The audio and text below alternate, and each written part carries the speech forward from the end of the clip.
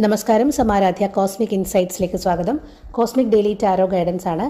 ഇന്ന് യൂണിവേഴ്സ് നിങ്ങൾക്ക് തരാൻ ഉദ്ദേശിക്കുന്ന മെസ്സേജ് ആശയക്കുഴപ്പത്തെ പറ്റിയാണ്. നിങ്ങളുടെ ഉള്ളിലെ ആശയക്കുഴപ്പത്തെ പറ്റി യൂണിവേഴ്സ് എന്താണ് പറയുന്നത് എന്ന് നമുക്ക് നോക്കാം.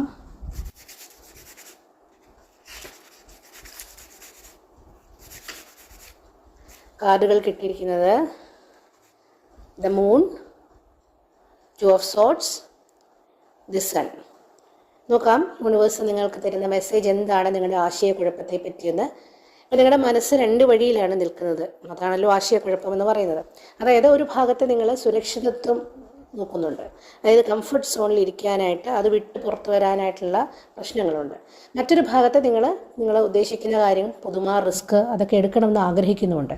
ഇത് തമ്മിൽ, ഈ വിരുദ്ധ ചിന്തകൾ തമ്മിൽ ഉള്ള ഒരു ടഗ് ഓഫ് വാറാണ് നിങ്ങളുടെ ആശയക്കുഴപ്പത്തിൻ്റെ കാരണം. അതാണ് ആശയക്കുഴപ്പമായിട്ട് മാറുന്നത്.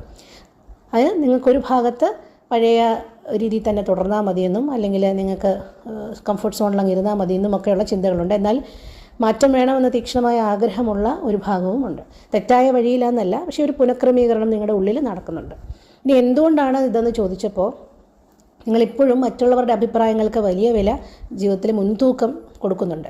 അല്ലെങ്കിൽ ജീവിതത്തിൽ ഇതിന് മുമ്പേ ഉണ്ടായ അനുഭവങ്ങളിൽ നിന്നും ഉള്ള ഭയങ്ങളും, ചിലപ്പോഴൊക്കെ നമ്മുടെ കയ്യിൽ നിന്ന് റിസ്ക് എടുത്തപ്പോൾ പാളിപ്പോയിട്ടുണ്ടാകാം, അതിൻ്റെയൊക്കെ പേടി ഇപ്പോഴും നിങ്ങൾ കൊണ്ടു നടക്കുന്നുണ്ട്. ആ ഭയങ്ങൾ ഇപ്പോഴും നിങ്ങളുടെ തീരുമാനങ്ങളെ സ്വാധീനിക്കുന്നുണ്ട്.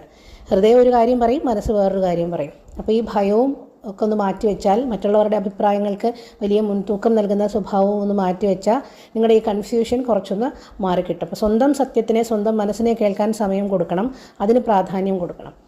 പിന്നെ എങ്ങോട്ടാണ് ഇതിൻ്റെ ഫ്യൂച്ചർ എന്താണെന്ന് നോക്കിയപ്പോൾ വേഗം തന്നെ ഈ കൺഫ്യൂഷൻ മാറും. വ്യക്തമായ തീരുമാനങ്ങൾ എടുത്ത് അതിൽ ഉറച്ച് മുന്നോട്ട് പോകണം. അതായത് ഭാവിയിൽ നമ്മൾ മനസ്സിനെ ഈ ശീലം പഠിപ്പിക്കണം.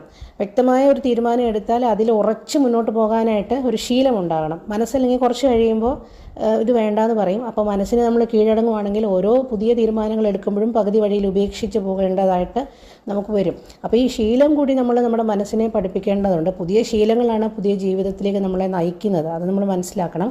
സന്തോഷകരമായിട്ടുള്ളൊരു ടേണിംഗ് പോയിൻ്റ് നിങ്ങളുടെ ജീവിതത്തിലുണ്ടാകും. മനസ്സ് വ്യക്തമാക്കി വെച്ചേക്കുക. ശരിയായ തീരുമാനം എടുക്കാനായിട്ട് നിങ്ങൾക്ക് കഴിയും. ഇനി നമുക്കൊരു അഫർമേഷൻ എടുക്കാം. കണ്ണുകൾ അടയ്ക്കാം. ഒരു ദീർഘശ്വാസം ഉള്ളിലേക്ക് എടുക്കുക. സാവകാശം പുറത്തുവിടാം. എൻ്റെ മനസ്സ് വ്യക്തമാണ്. ശരിയായ തീരുമാനമെടുക്കാൻ എനിക്ക് കഴിയുന്നുണ്ട്. എല്ലാം എൻ്റെ നല്ലതിനായി തന്നെ നടക്കുന്നു. ഒരു ദീർഘശ്വാസം ഉള്ളിലേക്ക് എടുക്കാം. സാവകാശം പുറത്തുവിടാം. കണ്ണുകൾ പതുക്കെ തുറക്കാം. കൃതജ്ഞതയുള്ളവരായിരിക്കൂ. Thank you universe, thank you universe, thank you universe.